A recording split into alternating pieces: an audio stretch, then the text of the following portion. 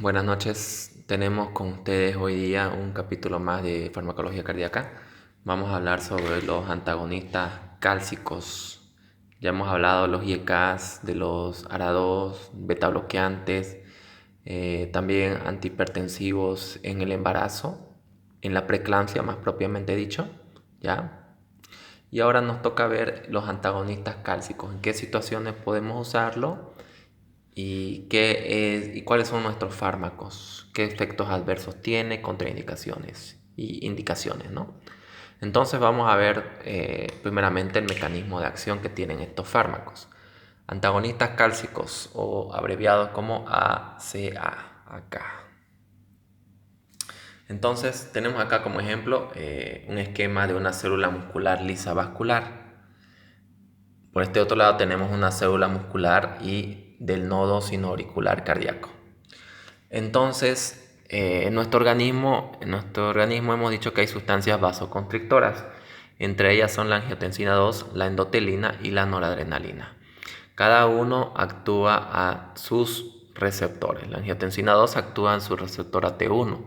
La endotelina actúa en sus receptores de endotelina a nivel vascular. La noradrenalina actúa en sus receptores alfa 1 a nivel también vascular, ¿no? Y lo que tienen en común de estas sustancias es que producen vasoconstricción. ¿Pero por qué producen vasoconstricción? ¿Por qué mecanismo? Una vez que estas sustancias activan a sus receptores, ¿ya? Esto activa la proteína G, que es el segundo mensajero. La proteína G va a producir una apertura de estos canales de calcio. Estos canales de calcio son tipo L, tipo L. Entonces, la proteína G abre estos canales tipo L, permite el ingreso de calcio de afuera hacia adentro. El calcio dentro va a pasar bastante calcio, ya por muchos canales de tipo L. Pasa calcio y produce un aumento del calcio intracelular. Este proceso de unión de estas sustancias vasoconstrictoras con su receptor y activación de la proteína G produce modificaciones celulares dentro de esta célula muscular lisa vascular. Entre ellos es que el retículo sarcoplásmico va a liberar calcio desde su estructura desde su organela hacia lo que es el citoplasma. Entonces libera calcio y esto produce un mayor aumento de calcio intracelular. Este calcio intracelular nos va a producir contracción muscular y la contracción muscular nos va a llevar a la vasoconstricción, ¿sí? Entonces, este efecto de aumentar el calcio nos produce vasoconstricción, vasoconstricción, ¿sí? Eso es lo que nos produce el calcio en las células muscular lisa vascular. Por otro lado tenemos otro ejemplo aquí, las células muscular y del nodo sinoauricular cardíaco. A nivel cardíaco, la adrenalina y la noradrenalina tienen efectos en sus receptores beta 1. Entonces tenemos aquí la noradrenalina. La noradrenalina lo que hace es activar a su receptor beta 1 y este se encuentra unido a una proteína G, segundo mensajero. Lo mismo que hemos visto hace poco. La proteína G produce una apertura de los canales calcio tipo L. Produce apertura de los canales de calcio tipo L y produce el ingreso de calcio de afuera del líquido extracelular hacia adentro. Ingresa calcio de afuera hacia adentro. Este aumento de calcio, ya el aumento de calcio producido por el ingreso de calcio por estos canales tipo L, va a producir que este calcio el calcio activa a estos receptores de rianodina que se ubican en el retículo sarcoplásmico. Al activar estos receptores de rianodina, el retículo sarcoplásmico va a liberar calcio desde su estructura hacia el citoplasma. Entonces, este calcio va a producir un mayor aumento, un incremento de calcio dentro del citoplasma de estas células muscular, los miocitos y del nodo sinoauricular cardíaco. Este aumento de calcio lo que produce es un efecto inotrópico positivo, ¿ya? un efecto inotrópico positivo, quiere decir un aumento de la frecuencia cardíaca, de la fuerza de contracción cardíaca. Va a producir un efecto cronotrópico positivo. Va a producir un aumento de la conducción auriculoventricular y produce una hipertrofia, ¿no?, a largo plazo. Entonces, este efecto de la noradrenalina va a desencadenar estos efectos de acá que hemos citado, ¿no? Todos estos efectos es producido por la entrada de calcio, ¿sí? De calcio.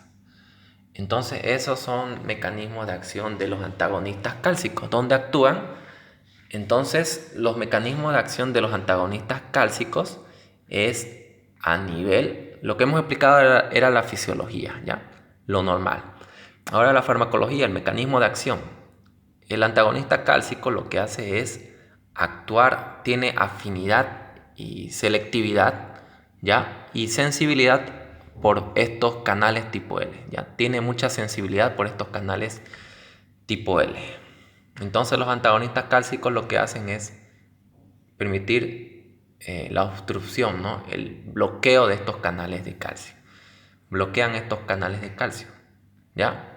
Bloquean estos canales de calcio tipo L, tanto a nivel de la célula muscular lisa vascular como también a nivel de lo que es el miocito y las células del nodo sinoauricular, ¿ya? Entonces, eso es lo que producen los antagonistas cálcicos, ¿sí? Vamos a conocer que hay fármacos antagonistas cálcicos que tienen mejor acción a nivel del corazón. A nivel del corazón. Tienen una mayor potencia y mejor acción y selectividad a nivel cardíaco. Mientras tanto que vamos a ver también fármacos antagonistas cálcicos que su acción está mayormente limitada a la parte vascular, ¿ya? Entonces, eso es lo que eso es lo que es mecanismo de acción. Entonces tenemos acá por otro lado otro esquema que quiero que lo vean ahí, ¿no? Bien, entonces esto lo que vamos a ver aquí son los efectos que producen nuestros antagonistas cálcicos a nivel cardiovascular. Nuestros antagonistas cálcicos va a producir, vamos a conocer que hay antagonistas cálcicos que tienen un mayor efecto a nivel cardíaco y otros que tienen un efecto limitado y potencial a nivel del lecho vascular. ¿Ya? Entonces, vamos a ver eso, ¿ya? Bien. Entonces, a nivel del nodo sinoauricular va a producir una disminución de la automaticidad.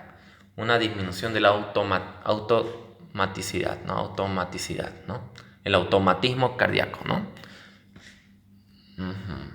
El nodo aurículo-ventricular. Va a haber una disminución de la conducción auriculoventricular. Una disminución de la conducción auriculoventricular. A nivel de los miocitos cardíacos va a producir una disminución de la poscarga, una disminución de la demanda miocárdica de oxígeno. Vamos a ver que a nivel de las arterias coronarias producen vasodilatación. Es por eso que estos fármacos como son el verapamilo y el diltiazem, ya les estoy adelantando esta parte, nos producen estos efectos más marcados que los otros fármacos dihidropiridínicos que vamos a ver, ¿ya? Entonces, verapamilo y diltiazem nos producen un efecto mayor a nivel cardíaco, mientras tanto que los fármacos dihidropiridínicos nos producen un efecto mayor a nivel del lecho arterial, vascular arterial, ¿sí? Como vamos a ver más adelante. Es por eso que nuestros fármacos verapamilo y diltiazem son fármacos que son antiarrítmicos, ¿no? Pertenecen a los antiarrítmicos clase 4, ¿no? Clase 4, antagonistas cálcicos, ¿ya? Porque tienen la propiedad de disminuir la automaticidad cardíaca, la conducción auriculoventricular, disminuir la poscarga, la fuerza de contracción cardíaca, ¿no? Fuerza de contracción cardíaca. Y tienen también los fármacos antagonistas cálcicos, como las dihidropiridinas, que son, a ese grupo pertenecen el nifedipino, amlodipino, nicardipino, nimodipino, producen vasodilatación. Vasodilatación, ¿sí? Entonces nuestros fármacos antagonistas cálcicos tienen propiedades antiarrítmicas, de disminuir la excitabilidad cardíaca, tienen efecto antianginoso, ¿ya? Antianginoso, que la angina es un dolor torácico producido por una disminución del riego sanguíneo a nivel coronario, ¿ya? Y lo que producen estos fármacos antagonistas cálcicos son vasodilatación coronaria, aumentar la perfusión sanguínea coronaria, y de esa forma mejora el riego sanguíneo al tejido cardíaco, ¿no? Entonces, otro efecto que tienen nuestros fármacos antagonistas cálcicos a nivel de las arteriolas periféricas, producen vasodilatación, disminución de la poscarga y disminución de la demanda miocárdica de oxígeno, ¿ya?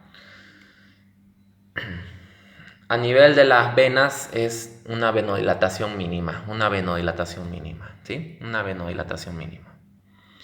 Bien.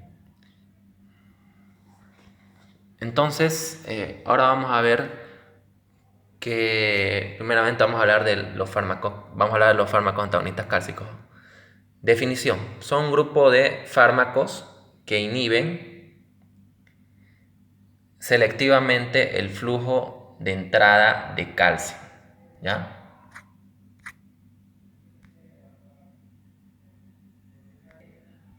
Entonces son fármacos que inhiben selectivamente el flujo de entrada de calcio a través de los canales tipo L de las membranas de las células excitables, ¿ya?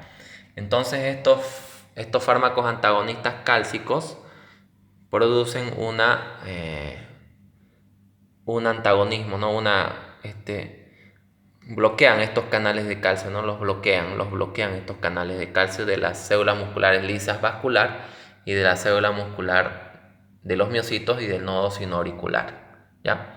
Existen cuatro tipos de canales de calcio. Entre ellos están L, T, P, N, ¿ya? Los canales de calcio tipo L son sensibles a los dihidropiridínicos. Los canales T, ¿ya? Y N son canales de calcio que se encuentran en los temas que hemos visto de neurotransmisores, ¿no? Los canales de calcio que producen la liberación del neurotransmisor se encuentran en las células nerviosas, ¿sí? En las células nerviosas. Tenemos acá por qué son antihipertensivos, ¿no? ¿Por qué son antihipertensivos estos fármacos antagonistas cálcicos? Porque disminuyen la resistencia vascular periférica mediante una disminución del volumen minuto, o sea, producido por una disminución de la poscarga, ¿ya? Es por eso que disminuyen la resistencia vascular periférica. El corazón ya no bombea con mucha fuerza, disminuye la fuerza de eyección, esa es la poscarga, ¿no? Tenemos la vasodilatación directa, una vasodilatación directa. Y esto disminuye la respuesta de la angiotensina 2, ¿no? Una vasodilatación directa mediante una disminución de la respuesta de la angiotensina 2, ¿no? Lo que hemos visto acá, ¿no? La angiotensina 2 ubica su receptor AT1 en el lecho vascular, pero los canales de calcio se unen a estos canales de calcio tipo L de la angiotensina 2 y los bloquean. Por tanto, la angiotensina 2 activa su receptor a nivel de las células musculares lisas vasculares, activa la proteína G, pero la proteína G va a activar estos canales, pero van a estar cerrados. Los va a abrir, pero va a tratar de abrirlos, pero estos se encuentran cerrados, bloqueados por los antagonistas cálcicos. Y de esa forma no va a haber la vasoconstricción, ¿no? Va a darnos el efecto, un aumento de la vasodilatación, ¿no? Un efecto contrario a la vasoconstricción, vasodilatación. Tenemos una disminución de secreción de aldosterona. El efecto antihipertensivo de estos fármacos bloqueadores de calcio se da por una disminución de la secreción de aldosterona.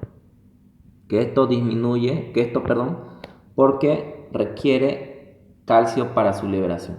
La aldosterona, como toda hormona, requiere calcio para su liberación. La aldosterona, como toda hormona, requiere calcio para su liberación.